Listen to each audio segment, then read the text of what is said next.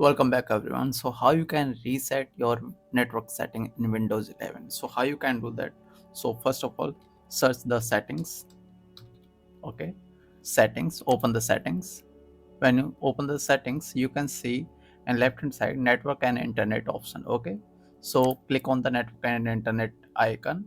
Then you can see the last option, advanced settings. Okay, advanced network settings. Click on advanced network settings. When you click on the advanced network settings, there are lots of options. Okay, so here is the, you can see the option network reset. Okay, this one, more setting.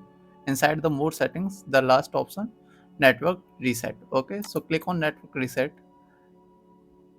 After you click reset now, it will ask you to sign out and sign in again in your user. So click on reset now.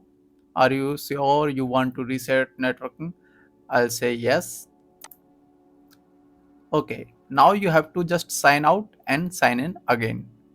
Okay, now you can see and just sign out and sign in again. Okay,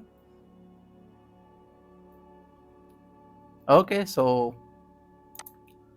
that's it for today, and I'll see you in the next video. And don't forget to sign out and sign in again. Okay.